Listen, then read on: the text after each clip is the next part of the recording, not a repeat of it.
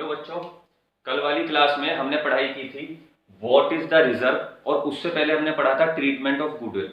देखो, हम पढ़ चुके हैं कि व्हाट इज रिजर्व, रिजर्व्स क्या थे। कल हमने पढ़े थे जनरल रिजर्व क्या होते हैं, उसके बावजूद हमारे इन्वेस्टमेंट फ्लक्चुएशन फंड रिजर्व्स क्या होते हैं, वर्कमैन कंपनसेशन फंड रिजर्व्स क्या होते हैं। अब हम इन रिजर्व्स का ट्रीटमेंट पढ़ेंगे कि इन रिजर्व्स का ट्रीटमेंट कैसे किया जाता है। सारे बच्चे बिल्कुल ध्यान से सुनेंगे, तमीज से सुनेंगे, कॉपी पेंसिल हाथ में लेके बैठेंगे। सारे बच्चे कॉपी करते रहेंगे साथ के साथ, ठीक है। देखो, अभी कोई कॉपी नहीं करेगा, देखो बिल्कुल सामने देखो ध्यान से, ठीक है, बिल्कुल सामने देखो ध्यान से। रिजर्व्स के बारे में बताता हूं। रिजर्व्स का मतलब है कि एक पार्टनरशिप फर्म यहां से चलती है, यहां देखेंगे सारे बच्चे बिल्कुल सामने। एक पार्टनरशिप फर्म यहां से चलती है और यहां आकर डिसाइड करती है 1 अप्रैल 2018 में कि मैं अपना प्रॉफिट शेयरिंग रेशो चेंज करूंगा।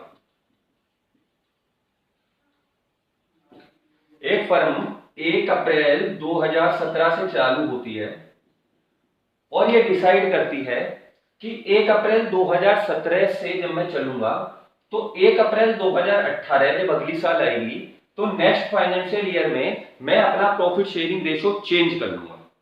अब समझने वाली चीज क्या है, समझना ध्यान से, इधर देखेंगे सारे बच्चे लोग ध्यान से।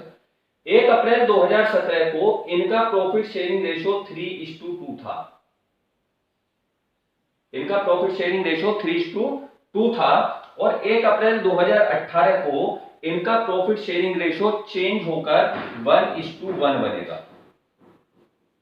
मतलब इन्होंने डिसाइड किया कि 1 अप्रैल 2017 से 3:2 कमाएंगे और उसके बाद जो हमारा प्रॉफिट शेयरिंग रेशो होगा वो डिस्ट्रीब्यूट होगा 1:1 के रेशो में। समझना ध्यान से मैं क्या कहना चाह रहा हूं। रिजर्व्स के बारे में हम बात कर रहे हैं, सारी चीजें वही हैं जो कंडीशंस पहले थी। देखो बेटा, एक आदमी ने, मतलब ए ने और बी ने दोनों ने मेहनत करके यहां से अपने बिजनेस को चलाना स्टार्ट किया और धीरे धीरे ये अपने बिजनेस को यहां तक लेकर आए। यहां से अपने बिजनेस को चलाना स्टार्ट किया और धीरे धीरे वो अपने बिजनेस को यहां तक लेकर आए। तो जब यहां तक वो अपने बिजनेस को लेकर आए होंगे तो उन्होंने एक अमाउंट ऑफ प्रॉफिट कमाया होगा, जिसका मतलब ये था कि इन दोनों ने, मतलब ए और बी ने यहां से मेहनत करनी स्टार्ट की और यहां तक अपनी फर्म को लेकर गए और 3:2 के रेशो के अकॉर्डिंग इन्होंने एक प्रॉफिट यहां पर अपना क्या करा, अर्न करा। एक प्रॉफिट, जेन्युइन प्रॉफिट, कोई भी प्रॉफिट अर्न करा। अब 1 अप्रैल 2018 आती है 2018 और 1 अप्रैल 2018 को वो कहता है कि मैं अपना प्रॉफिट शेयरिंग रेशो चेंज करूंगा। तो बेटा एक बात बताओ, रिजर्व्स जो हैं, जो हमारी रिजर्व्स हैं, समझने वाली चीज है, जो हमारे रिजर्व्स हैं वो कहां से क्रिएट होते हैं, बनते कहां से हैं। हमारे रिजर्व्स क्रिएट होते हैं आउट ऑफ प्रॉफिट्स में से। सभी बच्चों को पता है रिजर्व कहां से बनते हैं, प्रॉफिट में से बनते हैं। जब फर्म के पास प्रॉफिट होता है तो उस प्रॉफिट में से कुछ पैसे निकालकर मैं रिजर्व्स बना लेता हूं। यह हमने कल भी पढ़ा था। इस प्रॉफिट में से कुछ पैसे निकालकर मैं क्या बना लेता हूं, रिजर्व्स बना लेता हूं। कल वाली क्लास में पढ़ा था। चाहे वो कोई भी रिजर्व हो, चाहे वो जनरल रिजर्व हो, चाहे वो वर्कमैन कंपनसेशन फंड रिजर्व हो, चाहे वो इन्वेस्टमेंट फ्लक्चुएशन फंड रिजर्व हो, चाहे वो कोई भी रिजर्व हो, तो कंपनी के पास जब प्रॉफिट्स होते हैं तो इस प्रॉफिट में से वो कुछ रिजर्व निकालकर यहां पर डाल लेता है ना, और इस रिजर्व को क्रिएट करता है प्रॉफिट में से। ध्यान रखेंगे सारे बच्चे, रिजर्व कहां से क्रिएट करता है, प्रॉफिट में से क्रिएट करता है। तो जब रिजर्व प्रॉफिट में से क्रिएट करता है तो ये जो रिजर्व है एक तरीके से पार्ट ऑफ प्रॉफिट है। अब समझने वाली चीज क्या है कि ये जो पार्टनर, इन्होंने यहां से वर्क करना स्टार्ट किया और यहां से यहां तक इस काम को लेकर गए, तो इन लोगों ने जो प्रॉफिट कमाया वो इस दौरान कमाया। भाई अभी रेशो तो चेंज हुआ ही नहीं है ना, उन्होंने प्रॉफिट जो कमाया वो इस दौरान कमाया, इस रेशो में, इस पार्ट में जो उनका पुराना पार्ट था। तो हम ध्यान रखेंगे कि reserves also distribute, always distribute, reserve always distribute in old ratios. Reserve किस में डिस्ट्रीब्यूट होते हैं? ओल्ड रेशोज में डिस्ट्रीब्यूट होते हैं। बिल्कुल ध्यान से सारे बच्चे इस चीज को समझेंगे कि रिजर्व किस में डिस्ट्रीब्यूट होते हैं? ओल्ड रेशो में डिस्ट्रीब्यूट होते हैं। रिजर्व्स के अंदर सैक्रिफाइसिंग गेनिंग का कोई केस नहीं है। क्यों? रिजर्व कहां से बनते हैं? प्रॉफिट से बनते हैं। और वो प्रॉफिट हमने कब कमाया? ओल्ड ईयर में कमाया, पुराने ईयर में कमाया। तो जब पुराने ईयर का कमाया गया प्रॉफिट है तो पुराने पार्टनर्स को दो और पुराने ही रेशो में दो, क्योंकि जिस दौरान वो प्रॉफिट कमा रहे थे उस दौरान उनका प्रॉफिट शेयरिंग रेशो 3:2 था। उस दौरान इनका प्रॉफिट शेयरिंग रेशो 3:2 था। तो उस दौरान इनका प्रॉफिट शेयरिंग रेशो जब 3:2 था तो वो अपने रिजर्व्स को भी किस में डिस्ट्रीब्यूट करेंगे? 3:2 में डिस्ट्रीब्यूट करेंगे। तो ध्यान रखने वाली चीज क्या है कि जब भी हम रिजर्व्स को डिस्ट्रीब्यूट करेंगे, पार्टनर्स को देंगे, तो हमेशा रिजर्व को मोस्टली 99% केसेस में, क्या मोस्टली केसेस में, ओल्ड रेशोज में ही हम रिजर्व्स को डिस्ट्रीब्यूट करते हैं। न्यू रेशो में रिजर्व्स को डिस्ट्रीब्यूट नहीं करते, है ना। तो फटाफट से इस पूरे डायग्राम को, जो ये डायग्राम मैंने बनाया है, फटाफट से सारे बच्चे फटाफट से इस डायग्राम को एक कॉपी में अच्छी तरीके से कॉपी करेंगे। जल्दी, 1 मिनट का टाइम आपके पास, फटाफट से कॉपी करो इस डायग्राम को, जल्दी करो।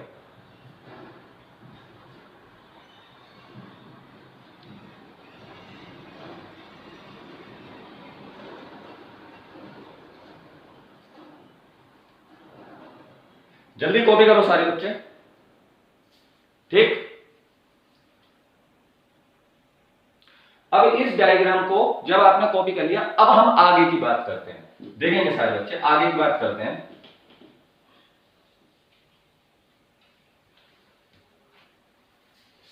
अब बात करते हैं रिजर्व्स होते कैसे हैं और रिजर्व को डिस्ट्रीब्यूट कैसे करते हैं। देखो रिजर्व्स होते कैसे हैं, रिजर्व को डिस्ट्रीब्यूट कैसे करते हैं। मैंने कल पढ़ा, एक होता है जनरल रिजर्व, एक मेन एंट्री बता रहा हूं पूरे रिजर्व्स की। एक होता है बेटा जनरल रिजर्व, जनरल रिजर्व। एक होता है हमारा वर्कमैन कंपनसेशन फंड रिजर्व। एक होता है हमारा इन्वेस्टमेंट फ्लक्चुएशन फंड रिजर्व। एक क्या होता है हमारा जनरल रिजर्व होता है, एक होता है वर्कमैन कंपनसेशन फंड रिजर्व, एक होता है इन्वेस्टमेंट फ्लक्चुएशन फंड रिजर्व, एक होता है हमारा profit and loss credit balance. Main entry बता रहा हूं बेटा, मेन एंट्री पे सारे बच्चे बिल्कुल ध्यान देंगे। जनरल रिजर्व को हम हमेशा डेबिट करेंगे जब हमें पार्टनर को देना होगा। इसको भी मैं डेबिट करूंगा जब पार्टनर को देना होगा, इसको भी मैं डेबिट करूंगा जब पार्टनर को देना होगा, इसको भी मैं डेबिट करूंगा जब पार्टनर को देना होगा। टू क्रेडिट में क्या एंट्री आएगी? To old partners, to old partners, या ओल्ड पार्टनर्स लिख दो या एग्जिटिंग पार्टनर्स लिख दो, वो आपका मन है। तो क्या करेंगे? देखो जनरल रिजर्व को डेबिट क्यों किया? हमारे पास कुछ रिजर्व थे, वो रिजर्व फर्म के पास, देखो जब भी हम पार्टनरशिप फर्म की बात करते हैं ना, तो मोस्टली केसेस में हम जो जनरल एंट्री क्रिएट करते हैं वो फर्म के पॉइंट ऑफ व्यू से सोचकर करते हैं। किसके पॉइंट ऑफ व्यू से? फर्म के पॉइंट ऑफ व्यू से सोचकर चलते हैं। तो जब फर्म के पॉइंट ऑफ व्यू से सोचकर चलेंगे तो फर्म के पास कुछ रिजर्व थे, फर्म के पास कुछ रिजर्व थे और वो रिजर्व फर्म के पास से चले गए, है ना। यहां से रिजर्व गया, जैसे general reserve account debit to old partner, old partners में मैंने डिस्ट्रीब्यूट किए, तो जनरल रिजर्व फर्म के पास से चला गया और किसको मिल गया? ओल्ड पार्टनर को मिल गया। तो जनरल रिजर्व को मैंने क्या किया? डेबिट कर दिया। जनरल रिजर्व को मैंने डेबिट किया, क्यों? क्योंकि नॉमिनल अकाउंट कहता है debit all expenses and losses, credit all income and gain. तो फर्म को नुकसान हुआ तो जनरल रिजर्व अकाउंट क्या हो गया? डेबिट। ऐसे ही अगर वर्कमैन कंपनसेशन फंड रिजर्व जाए फर्म के पास से तो फर्म को नुकसान हो गया। तो investment fluctuation fund reserve firm के पास पड़ा है तो फर्म को नुकसान, प्रॉफिट एंड लॉस का क्रेडिट बैलेंस तो फर्म को नुकसान। टू किसको मिल जाएगा, ओल्ड पार्टनर्स को मिल जाएगा, एग्जिटिंग पार्टनर्स को मिल जाएगा, और कैसे में मिलेगा, ओल्ड रेशियो में मिलेगा। कैसे में मिलेगा, ओल्ड रेशियो में मिलेगा। समझ में आया, दोबारा समझ लेंगे। सबसे मेन एंट्री है क्वेश्चन के अंदर वर्कमैन कंपनसेशन फंड रिजर्व दिया है, तो वर्कमैन कंपनसेशन फंड सारे बच्चे इधर देखेंगे, कोई भी कॉपी कॉपी नहीं करेगा। वर्कमैन कंपनसेशन फंड रिजर्व है तो workman compensation fund reserve account debit to old partner में बांट देंगे। इन्वेस्टमेंट फ्लक्चुएशन फंड रिजर्व है तो investment fluctuation fund account debit to बांट देंगे। तो चीजें समझना सारी, मैंने सारे रिजर्व्स को एक साथ लिखकर to old partner to existing partner ये मेन एंट्री बना दी है। इसके बाद जब हम क्वेश्चंस करेंगे तो उसमें समझेंगे कि कैसे कैसे चीजों को बांटते हैं। फटाफट से कॉपी पेन लो और जल्दी से इस एंट्री को कॉपी करो, जल्दी करो 1 मिनट में।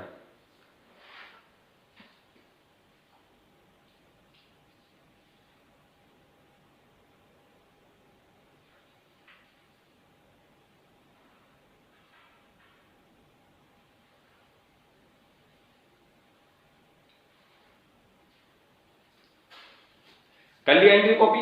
अब आगे करते हैं ट्रीटमेंट। एक क्वेश्चन करते हैं जर्नलिज्म का, अच्छा सा क्वेश्चन करेंगे, बड़ा सा क्वेश्चन जो सबकी समझ में आए, और तमीज से क्वेश्चन को लेते हुए चलेंगे। ठीक है, तमीज से क्वेश्चन को लेते हुए चलेंगे, समझना ध्यान से।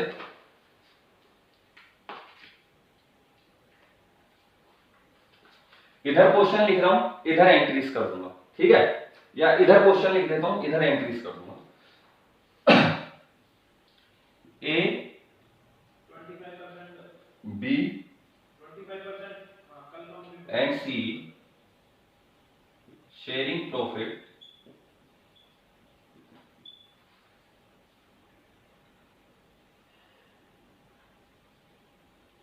of 4:3:2। ठीक, decided to share the future ratio is 2:3:4। Effect from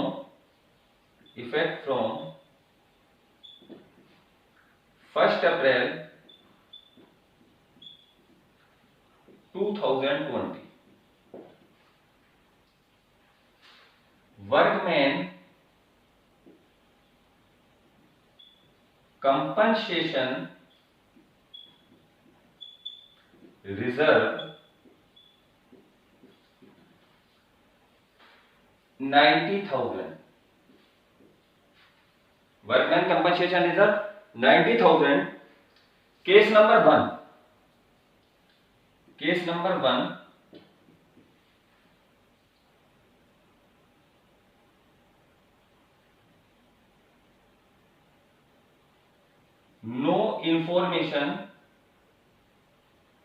no information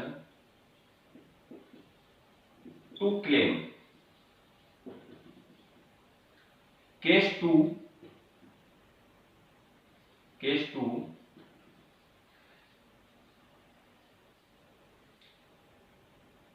claim amount is 45,000। ठीक, केस नंबर 3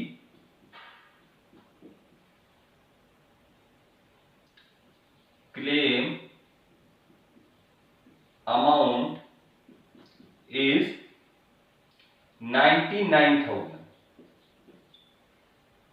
ठीक, ये 3 केस मेरे सामने है, पूरे क्वेश्चन को ढंग से ठीक से समझना। ABC sharing profit 4:3:2। 3 पार्टनर है एक पार्टनरशिप फर्म में, एक ए, एक बी और A C. Sharing profit of 4:3:2। इनका शेयरिंग प्रॉफिट रेशियो क्या है, 4:3:2 है। Decided to share the future, उन्होंने डिसाइड किया कि हम फ्यूचर में अपना रेशियो कर लेंगे 2:3:4। क्या कर लेंगे, 2:3:4 कर लेंगे। इफेक्ट फ्रॉम 1 अप्रैल 2020। और ये इफेक्ट कब आएगा हमारा 1 अप्रैल 2020 से आएगा। केस नंबर 1 कहता है कि no information to claim, claim की कोई भी इंफॉर्मेशन गिवन नहीं है। केस नंबर 2 कहता है क्लेम अमाउंट इज 45,000, मतलब वर्कमैन ने क्लेम की अमाउंट रखी है 45,000 का क्लेम आया है आउट ऑफ 90,000 में से। और थर्ड कहता है case number 3 claim amount is 99,000, third क्या कहता है कि क्लेम अमाउंट क्या है 99,000 है। तो हम इस पूरे क्वेश्चन को तमीज से करेंगे और देखेंगे बिल्कुल साफ से। सारे बच्चे क्वेश्चन को पॉज करके कॉपी कर लेंगे, पीछे जाके पॉज करके कॉपी करेंगे। सबसे पहले केस नंबर 1, केस नंबर 1 में क्या एंट्री बनती है सबसे पहले ध्यान देंगे। देखो बेटा हमारे पास से क्या गया, केस नंबर 1 कहता है, केस नंबर 1 कहता है कि no information to claim. Case number 1 कहता है कि कोई भी क्लेम की इंफॉर्मेशन नहीं है।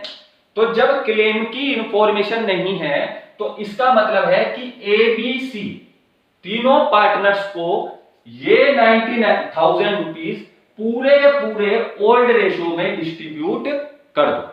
तो करता हूं, क्या एंट्री बनेगी, workman compensation fund account debit to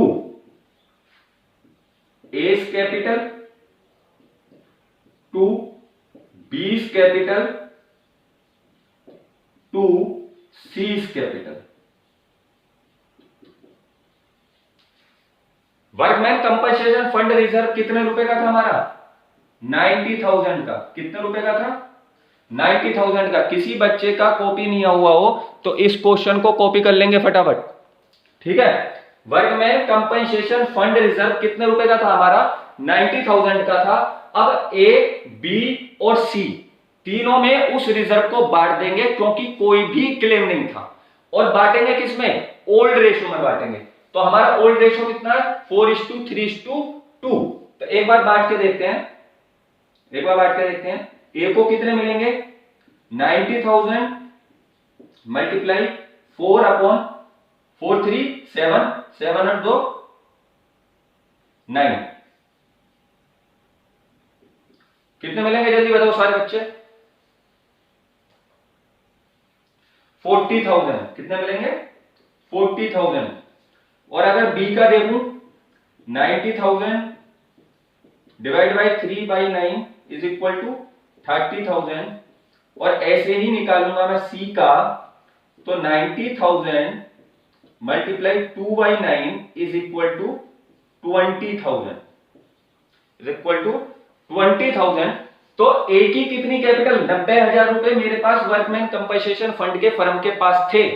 आज साल का एंड हो रहा है, रेशो चेंज हो रहे हैं, तो पार्टनर्स कह रहे हैं भाई हमारी कैपिटल हमको दे दे। तो 90,000 रुपए में से मैंने ए को कितने दे दिए 40,000 क्योंकि कोई क्लेम नहीं था। बी को कितने दे दिए 30,000 क्योंकि कोई क्लेम नहीं था। और सी को कितने दे दिए 20,000 क्योंकि कोई भी क्लेम नहीं था। समझ में आया। फटाफट से इस क्वेश्चन को और इस एंट्री को केस नंबर 1 को सारे बच्चे कॉपी करेंगे विद वर्किंग नोट। ये क्या है हमारा वर्किंग नोट है, विद वर्किंग नोट कॉपी करेंगे, फिर करेंगे केस नंबर 2 और फिर करेंगे केस नंबर 3। जल्दी से सारे बच्चे कॉपी पेंसिल लेंगे और फटाफट कॉपी पे कॉपी करें फटाफट 1 मिनट में।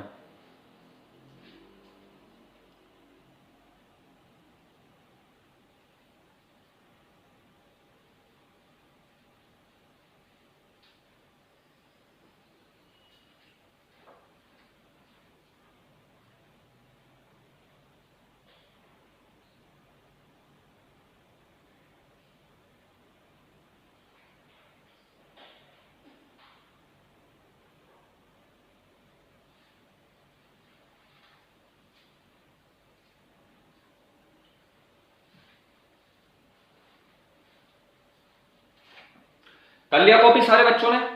अब पढ़ेंगे हम केस नंबर 2। केस नंबर 2 कहता है कि क्लेम अमाउंट इज 45,000, मतलब उस partnership firm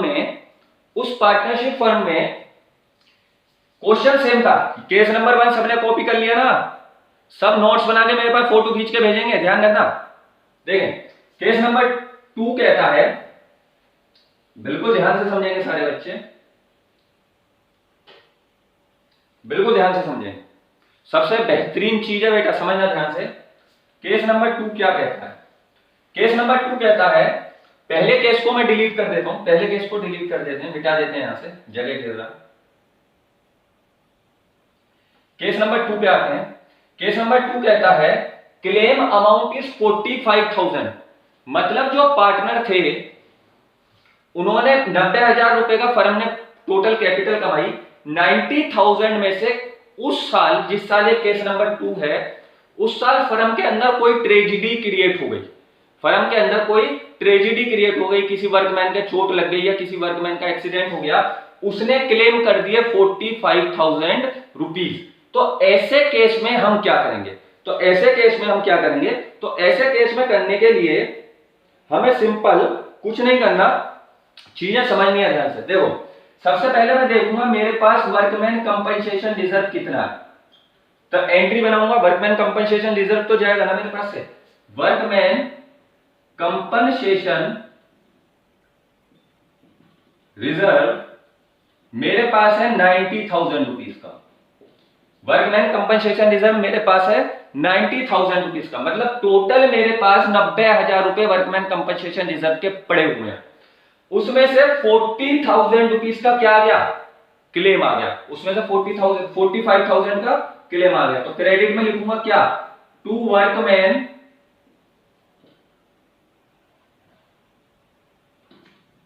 workman compensation claim, और इनने कितने रुपए का क्लेम मांग लिया?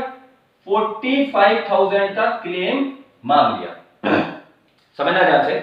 वर्कमैन कंपनसेशन रिजर्व में मैंने कितने लिखे? 90,000 रुपीज लिखे। टू वर्कमैन कंपनसेशन क्लेम कितने रुपए का मांग लिया? 45 का। मेरे पास टोटल 90,000 रुपीज थे, उस 90,000 रुपीज में से 45,000 का मैंने क्लेम दे दिया। तो अब मेरे पास कितने रुपए बचे कंपनसेशन रिजर्व में? 45,000 रुपीज अब मेरे कंपनसेशन रिजर्व अकाउंट में बचे। अब वाले केस में मैं क्या करूंगा? सुनना, अब जो पार्टनर्स बचे हैं, ये रिजर्व किसको बटेंगे? पार्टनर्स को बटेंगे। देखो, जब पहले रिजर्व का क्लेम नहीं था तो मैंने सारा 90,000 का 90,000 किसमें बांट दिया था? पार्टनर्स में। तो अब ये किसमें बचे? मेरे पास 45,000 रुपीज बचे हैं। अब मैं इन 45,000 रुपीज को किसमें डिस्ट्रीब्यूट कर दूंगा? पार्टनर्स में डिस्ट्रीब्यूट कर दूंगा। तो मैं करूंगा पार्टनर्स में डिस्ट्रीब्यूट। क्या एंट्री लिखूंगा? बिल्कुल ध्यान से समझना। To A's capital, to B's capital and to C's capital.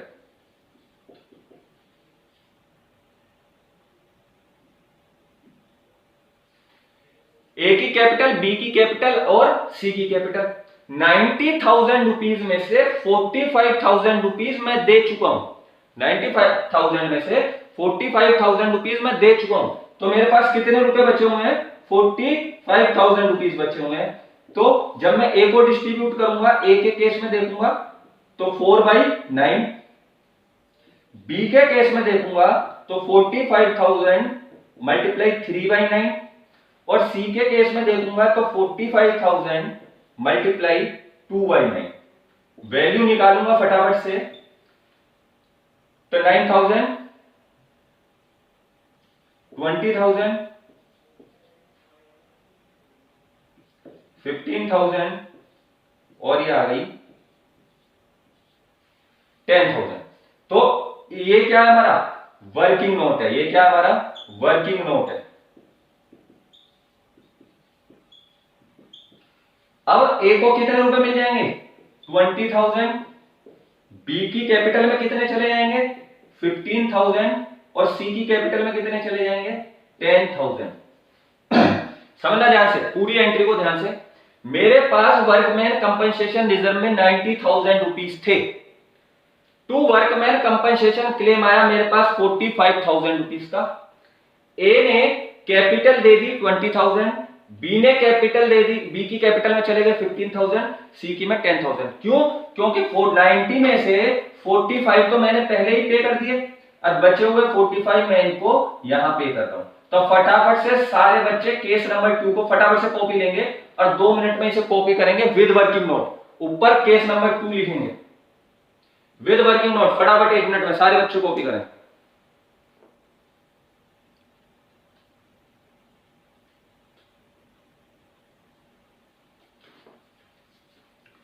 With working note copy करेंगे, ध्यान से बेटा, बिल्कुल सफाई से।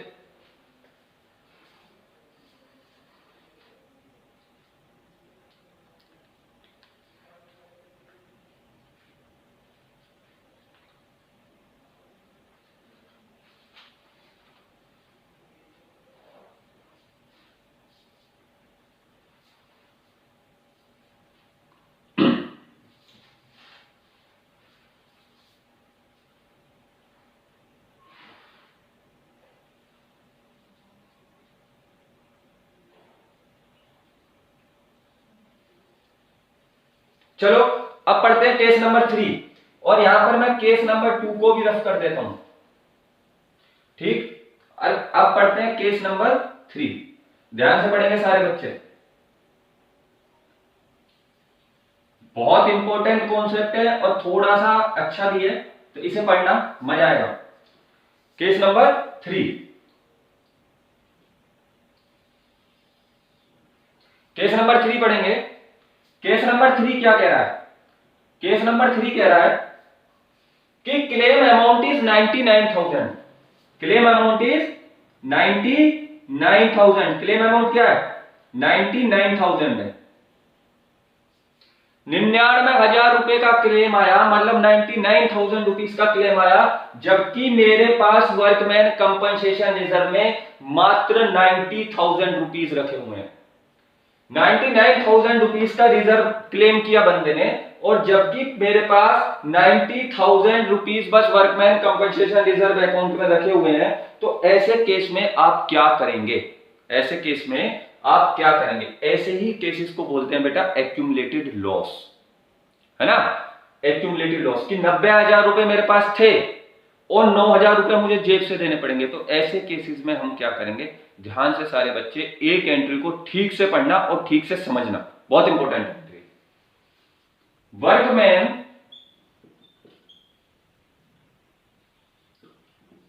कंपनसेशन रिजर्व में मेरे पास 90,000 रुपीज है। मेरे पास 90,000 रुपीज है। मैं एक बार देख लूं कि पूरी स्क्रीन आ रही है मुझे? हाँ आ रही है। वर्कमैन कंपनसेशन रिजर्व में मेरे पास 90,000 रुपीज है और मेरे पास क्लेम आ गया टू वर्कमैन कंपनसेशन क्लेम। कितने रुपए का? 99,000 का। मेरे पास क्लेम आ गया 99,000 का। समझना मैं क्या समझाना चाह रहा हूं। मैंने पहले जब पार्टनरशिप स्टार्ट हुई थी तब मैंने बताया था कि पार्टनर्स की अनलिमिटेड लायबिलिटी होती है। पार्टनर्स की अनलिमिटेड लायबिलिटी होती है, कोई लिमिटेड लायबिलिटी नहीं होती। मतलब अगर पार्टनरशिप फर्म में लॉस होगा, अगर पार्टनरशिप फर्म में लॉस होगा तो पार्टनर्स को अपने घर के बर्तन बेचकर भी उस लॉस को बियर करना होगा। अच्छी तरीके से समझा था कि पार्टनरशिप में पार्टनर्स की अनलिमिटेड लायबिलिटी होती है। मतलब अगर पार्टनरशिप में लॉस होगा तो पार्टनर्स को अपने घर तक के भी बर्तन बेचकर, अपने घर का भी मतलब अपने घर के भी चीजों को पे ऑफ करके, अपनी एसेट्स को बेचकर अपनी फर्म के लॉस को बियर करना होगा, अपनी लायबिलिटीज को पे करना होगा। तो जब मेरे पास क्लेम में मात्र 90,000 रुपीज पड़े थे और वर्कमैन कंपनसेशन क्लेम में 99,000 रुपीज की डिमांड आ गई, तो बेटा एक बात बताओ, केस नंबर 2 पे जाओ जरा सारे बच्चे और सोचो बैठ के कि जब मेरे पास 90,000 रुपीज थे और 45,000 रुपीज की डिमांड आई, तो बचे हुए 45,000 रुपीज पार्टनर्स ने बहुत जल्दी मांग लिए। उनको बहुत जल्दी क्रेडिट कर दिया कि ए को दे दो 20,000, बी को दे दो 15,000, सी को दे दो 10,000, मांगा ना। मगर अगर 99,000 मतलब 9,000 रुपए का नुकसान हो रहा है तो तो अब इस 9,000 रुपए का नुकसान बियर कौन करेगा? जब प्रॉफिट में तुम सबसे आगे भागकर आते हो पार्टनर्स, तो बियर भी कौन करेगा? यही करेंगे। तो कैसे करेंगे? एस कैपिटल अकाउंट डेबिट, अरे ये भी डेबिट है, बीस कैपिटल अकाउंट डेबिट और सीज कैपिटल अकाउंट डेबिट। जब प्रॉफिट हुआ तो इनको मिले थे ना लास्ट वाले केस में 20,000, 15,000, 10,000, तो अब जब लॉस होगा तो भी इनको देने पड़ेंगे। तो कितने रुपए? 9,000। कितने?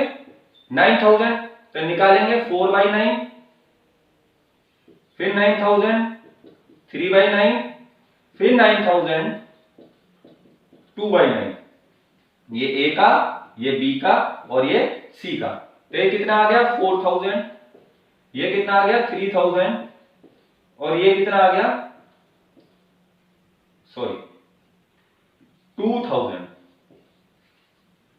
समझ में आया? तो अब यहां कितना लिख दूंगा? 4,000 ये पे करेगा, 3,000 ये पे करेगा और 2,000 रुपीज ये पे करेगा। समझ में आ गया? ये क्या हो गया हमारा? Working note. ये क्या हो गया हमारा? Working note. समझ में आए तीनों केसेस? पहला केसेस था अगर कोई इंफॉर्मेशन नहीं है तो मैं क्या करूंगा? पार्टनर्स को सारे के सारे पैसे वर्कमैन कंपनसेशन फंड के दे दूंगा। अगर इंफॉर्मेशन गिवन है और इसमें से बियर कर सकते हैं तो बियर कर दूंगा, बचे हुए पैसे पार्टनर्स को दे दूंगा, और ज्यादा है तो पार्टनर्स को अपने पास से देने पड़ेंगे। जल्दी से कॉपी पेन लो और फटाफट से इसको कॉपी करो 1 मिनट में सारे बच्चे।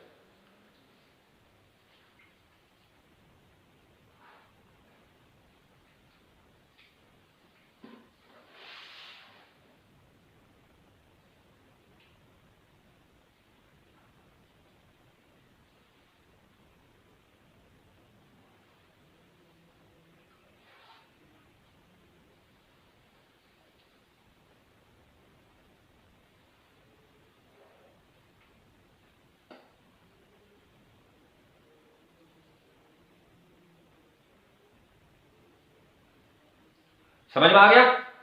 अब हम दूसरा केस लेकर चलते हैं। अभी हमने बात करी वर्कमैन कंपनसेशन फंड की, अब बात करते हैं हम इन्वेस्टमेंट फ्लक्चुएशन फंड की, है ना?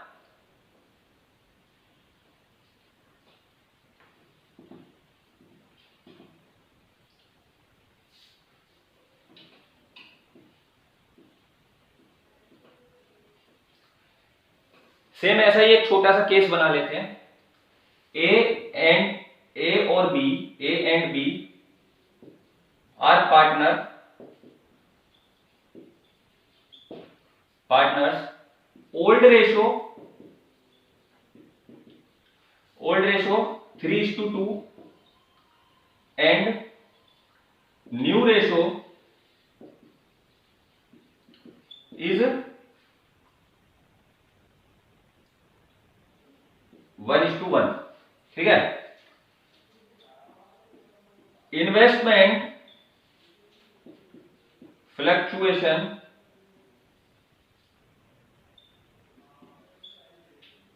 Fund is 50,000। कितना? यहां लिख देते हैं 50,000। सेम केस बता रहा हूं, आपको करना है क्वेश्चन, ध्यान रखना। A and B are partner, old ratio 3:2 and new ratio 1:1। Investment fluctuation fund is 50,000। पहला case, no information given, no information given. Second case, इस सेकंड केस क्या होगा? इसके अंदर क्लेम होगा, हाँ इसके अंदर क्लेम होगा। तो सेकंड केस में क्या लिखूंगा मैं? इन्वेस्टमेंट इज 55,000, नहीं सिंपल करते हैं 45,000। और थर्ड वाले केस में लिखता हूं इन्वेस्टमेंट इज 55,000। पूरा केस आपके सामने, एंट्री बनानी है। ए और B are partners, old ratio 3:2 था, न्यू रेशो 1:1 है। Investment fluctuation fund is 50,000 rupees. Number 1, no information given, कोई इंफॉर्मेशन गिवन नहीं है। Number 2, investment is 45,000 and number 3, investment is 55,000। समझना ध्यान से सारे बच्चे। ओल्ड रेशो का यूज करेंगे और क्वेश्चन को स्टार्ट करेंगे। केस नंबर 1, क्या एंट्री बनाओगे? Investment fluctuation fund reserve account debit. कितने रुपए लिखोगे? और छोटा लिख लेता हूं बेटा, क्या पता दिखे नहीं। Investment fluctuation fund reserve debit कितने रुपए? 50,000। पहला केस कह रहा है नो इन्फॉर्मेशन गिवन, कहीं पर कोई इन्वेस्टमेंट नहीं हो रही है, तो 2A's कैपिटल और 2B's कैपिटल मैं डिस्ट्रीब्यूट कर दूंगा। तो 50,000 रुपीज को मैं डिस्ट्रीब्यूट करूंगा A के केस में और B के केस में। B का भी कितना? 50,000। तो A का कितना हुआ? 3/5 और B का कितना हुआ? 2/5। तो कितना आया? 30,000 और इसका कितना आया?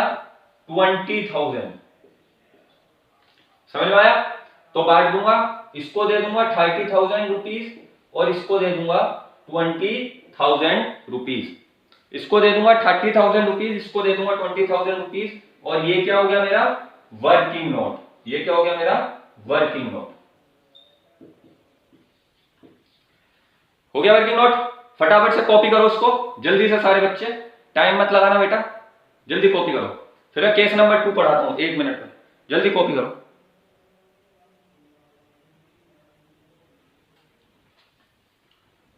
चलो केस नंबर 2 पे जाते हैं। केस नंबर 2 पे जाते हैं। केस नंबर 2 कह रहा है कि investment is 45,000 rupees. Case number 2 कह रहा है कि इन्वेस्टमेंट इज 45,000 रुपीज। तो केस नंबर 2, इन्वेस्टमेंट कितनी है? 45,000 रुपीज। तो देखता हूं क्या एंट्री बनेगी। सारे बच्चे पिछली बार की तरह, investment fluctuation fund reserve account debit कितने रुपए? 50,000 रुपीज। डिमांड कितने की आई? To investment. यहां क्या लिखेंगे? टू इन्वेस्टमेंट, खाली investment. Investment fluctuation fund account बनाया क्यों जाता? कि कहीं पर कोई इन्वेस्टमेंट करनी हो तो हम पैसा कौन से रिजर्व से निकालेंगे? इन्वेस्टमेंट फ्लक्चुएशन फंड रिजर्व से निकालेंगे। तो मुझे इन्वेस्टमेंट करनी है बेटा कितने की? 45 की। तो मैंने लिखा 45,000 रुपीज, है ना। तो 2 बचे कितने? 5,000 रुपीज बचे। 50,000 रिजर्व में थे, 45,000 का क्लेम आ गया। 2A's capital, 2B's capital. तो A को कितने दे देंगे? 3,000 और B को कितने दे देंगे? 2,000। फटाफट से सारे बच्चे इसको कॉपी करेंगे जल्दी, 1 मिनट में। समझ में आ रहा है ना सबको?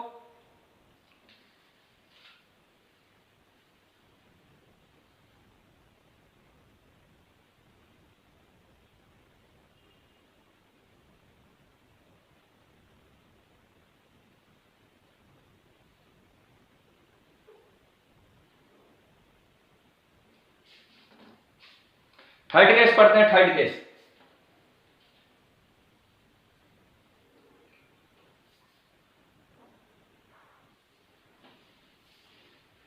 Investment is 55,000 rupees. तो ऐसे केस में क्या करूंगा? सबसे पहले वही सिंपल पिछले वाला, investment fluctuation fund reserve account debit कितने रुपए? 50,000 रुपीज। 50,000 रुपीज टू इन्वेस्टमेंट कितने रुपए की है? इन्वेस्टमेंट कितने रुपए की है? 55,000 रुपीज की है। अब 50,000 रुपए थे रिजर्व में, 55,000 रुपीज की क्या आ गई, डिमांड आ गई, तो 5,000 रुपीज कौन देगा, ए और बी देंगे। क्यों, क्योंकि लाइबिलिटी कैसी है इनकी, अनलिमिटेड है। अकाउंट डेबिट कितने रुपए, 3,000 रुपीज और 2,000 रुपीज। सिंपल, समझ में आ गया। सिंपल यही केस होते हैं बेटा। देखो जनरल रिजर्व की बात करेंगे तो जनरल रिजर्व लिखा होगा इन्वेस्टमेंट फ्लक्चुएशन फंड की जगह, वर्कमैन कंपनसेशन फंड की जगह। आ गया समझ में, आ गया ना, ठीक है। अब आगे चलते हैं, छोटा सा टॉपिक जो हमारा रह गया एक्यूमुलेटेड प्रॉफिट एंड लॉस, उसे पढ़ते हैं। कॉपी कर लो इसे फटाफट सारे बच्चे, पहले कॉपी करो पहले से फटाफट सारे बच्चे, जल्दी से कॉपी करो।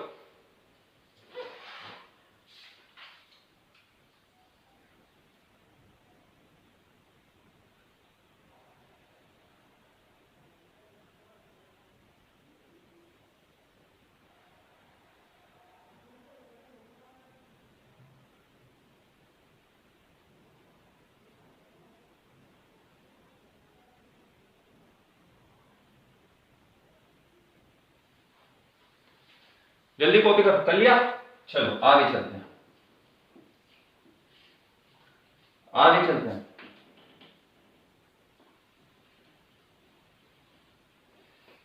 एक्यूमुलेटेड प्रॉफिट एंड लॉस, देखो अगर एक्यूमुलेटेड प्रॉफिट है, क्वेश्चन के अंदर एक्यूमुलेटेड प्रॉफिट है, तो वहां लिखा होगा प्रॉफिट एंड लॉस,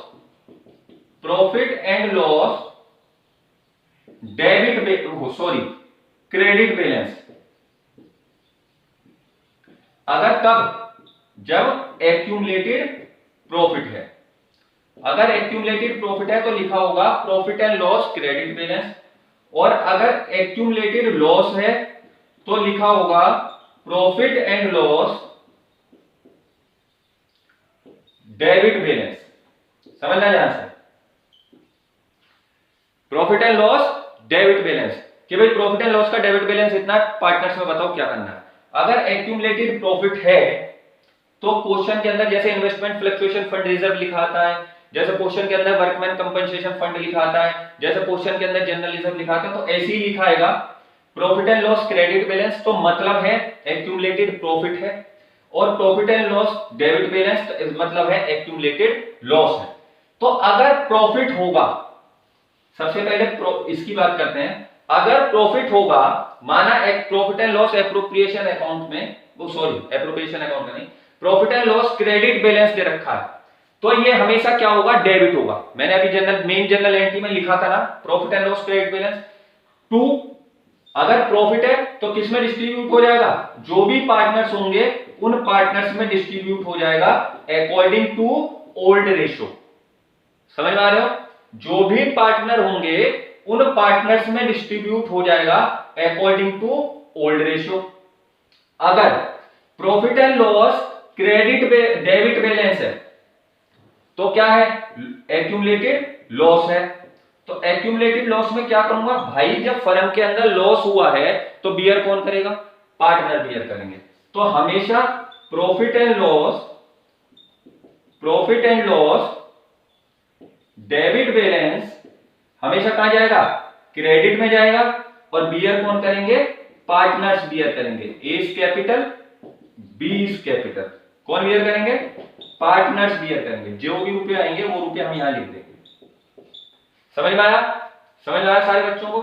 दोनों एंट्री को कॉपी कर लो कि अगर एक्यूमुलेटेड लॉस है तो एंट्री ऐसी होगी, जो भी पार्टनर का नाम होगा, है ना, और अगर एक्यूमुलेटेड प्रॉफिट है, अगर एक्यूमुलेटेड प्रॉफिट है तो एंट्री होगी profit and loss credit balance to A's capital to B's capital. Simple है। अगर लॉस हुआ तो बियर करेंगे पार्टनर, इसलिए पार्टनर डेबिट होंगे, और अगर प्रॉफिट हुआ तो मिलेगा किसको, पार्टनर्स को, तो इसलिए पार्टनर ये होंगे। और सबसे खुशी की बात है किसमें बटेगा, ओल्ड रेशो में बटेगा। किसमें बटेगा, ओल्ड रेशो में। फटाफट कॉपी करो सारे बच्चे से।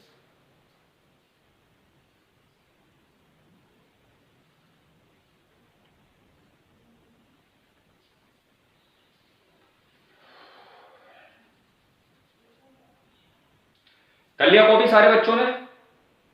कर लिया, ठीक। चलो आगे चलते हैं।